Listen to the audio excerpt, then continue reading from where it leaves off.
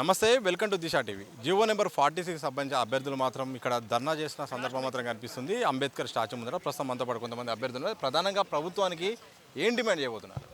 ప్రభుత్వానికి ఒకటే డిమాండ్ చేస్తున్నామన్నా, వీళ్ళు మాకు ఇచ్చిన మాటే కాబట్టి ఎందుకు అసెంబ్లీ సెషన్లో ఒక్కరోజు కూడా మా యొక్క జియో నెంబర్ 46 ప్రస్తావన తీయట్లేదు వీళ్ళు. అది మాకు చాలా బాధ అనిపిస్తుంది. ఇవాళ తీస్తారా రేపు తీస్తారని చెప్పి చూస్తే మా ప్రస్తావన తీయట్లేదు. వేరే పనికిరాని మాటలు మాట్లాడుతున్నారు. మేము ఒకటే చెప్తున్నాము, జియో నెంబర్ 46 విషయాన్ని వెంటనే మీరు ఏదో ఒకటి కొలిక్కి తీసుకురండి, ఇంకా దీన్ని సాగదీయకండి. ఒకటి ఇప్పుడు మేము సీఎం రేవంత్ రెడ్డి సాక్షాత్తు ముఖ్యమంత్రి గారిని మేము కలిసినప్పుడు ఒకటే మాట చెప్పిండు, జియో నెంబర్ 46 విషయంలో మీకు ఏమైనా ఇప్పుడు చేస్తే అది చాలా లీగల్ ఇష్యూ వస్తాయంట. మీరు కోర్టులో కేసు వేశారు కదా, ఆ కేసు కనుక మీరు గెలిస్తే న్యాయస్థానం మీకు ఎంట్రీ ఆర్డర్ ఇస్తే మేము న్యాయం చేస్తామని చెప్పిండు.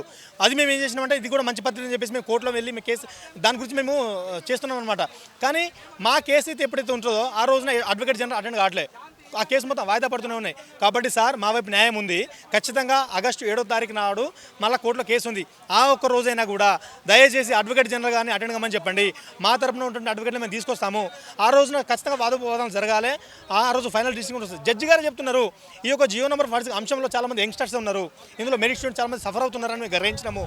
తప్పకుండా మీరు దీన్ని అనవసరంగా నాంచకండి, వాయిదాలు చేయకండి, మీరు అటెండ్ కాకుండా అనవసరంగా వీళ్ళు విద్యార్థులకి అన్యాయం చేయకండి అని చెప్పేసి అలాంటి జడ్జి గారు చెప్తున్నారు. అంత క్లియర్గా చెప్తున్నప్పుడు మీరు ఎందుకు అటెండ్ కావట్లేదు?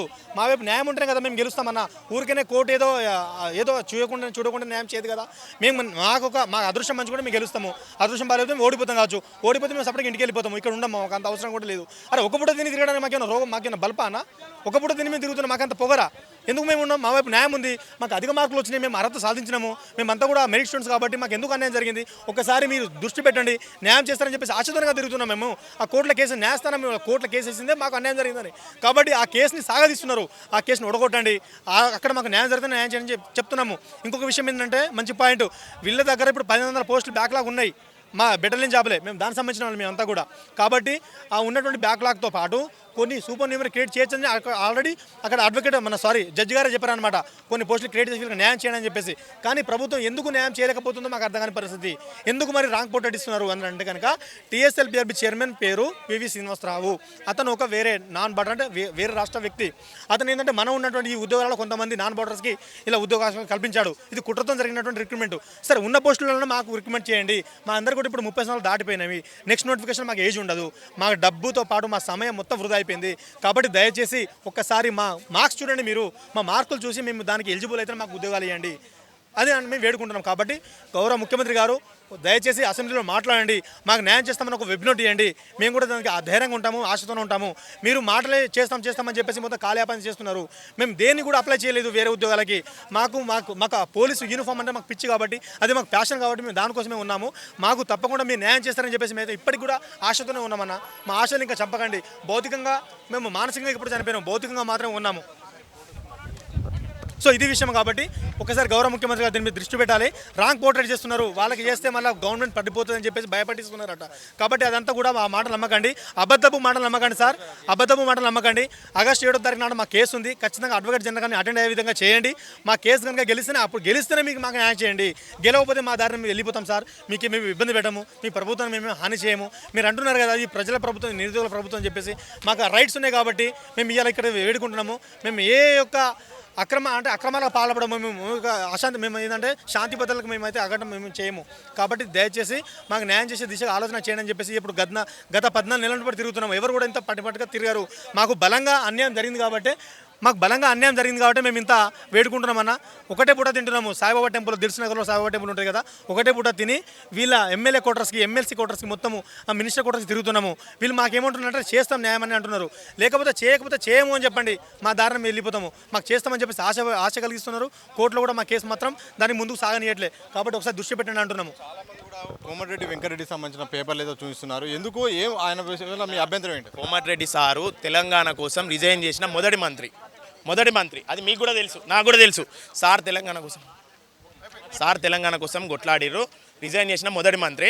సార్ వాళ్ళ కొడుకు చనిపోయినప్పుడు నేను కూడా బాధపడ్డా, అరే పాపం సారు తెలంగాణ కోసం రిజైన్ చేసిన మంత్రి అని. సార్ ఈరోజు అంటారు, అదేంటి తీన్మార్ మల్లన్న నామినేషన్ రోజు పోయి తీన్మార్ మల్లన్న గారు పక్కపొంటి ఉండగా సార్ 46 సవరించాలంటే ఖచ్చితంగా సవరిస్తాము అని అన్నారు. ఈరోజు ఫోన్ చేస్తే ఏమంటాడు, 317 లేదు 46 లేదు, ఏదైనా సీఎం ఫైనల్ అంటాడు. మీ కొడుకు చనిపోయింది కదా సార్, మీకు ఎంత బాధ ఉంటుంది? ఇక్కడ ఉన్న పిల్లలందరూ మీ కొడుకు వయసు వాళ్ళే. వీళ్ళని చూస్తే మీకు బాధ అనిపించట్లేదా? ఎందుకు దింపుకుంటా? ఈ స్థానాల్లో మీ కొడుకుంటే ఇట్లనే దింపుకునే వాళ్ళ మీరు? మాలో మీ కొడుకుని చూసుకోండి సార్, చూసుకొని మాకు న్యాయం చేయండి.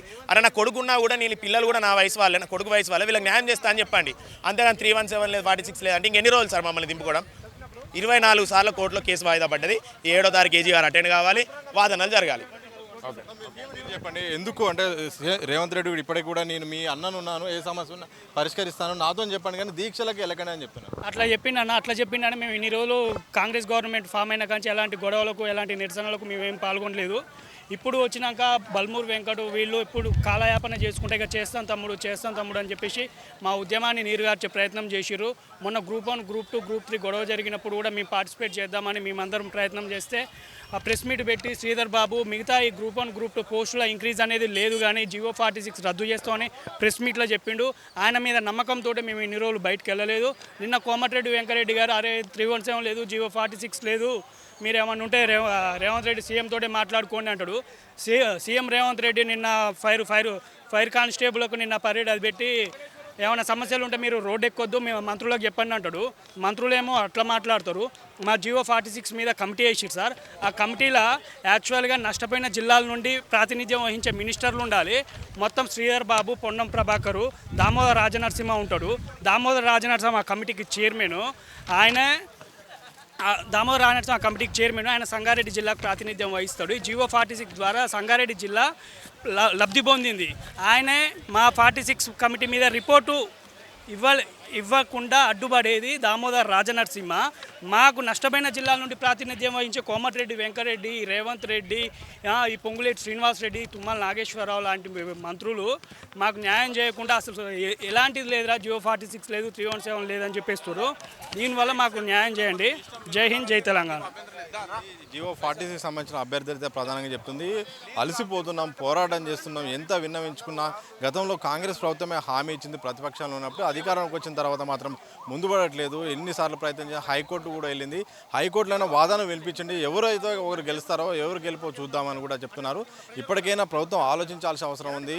మాకు ఎంత పోరాటం చేసినా ఎంత చేసినా కానీ ఎన్ని హామీలు ఇస్తున్నా తప్ప అది నెరవేర్చట్లేదు. సీఎం రేవంత్ రెడ్డి ఒకవైపు అయితే నిరసనలు చేయొద్దు, నాకేమైనా ఉంటే చెప్పంటున్నారు, కానీ విన్నవించుకుంటే మాత్రం ముందుకే సాగట్లేదని చెప్తున్నారు. మరోవైపు కోమటిరెడ్డి వెంకరెడ్డి చేసిన వ్యాఖ్యలు కూడా మమ్మల్ని బాధించాయని కూడా GO 46 సంబంధించిన అభ్యర్థులు మాత్రం ఆవేదన వ్యక్తం చేసిన సందర్భం మాత్రం హైదరాబాద్లో కనిపిస్తుంది. కెమెరా పర్సన్ సంతోష్తో సతీష్, దిశ టీవీ, హైదరాబాద్.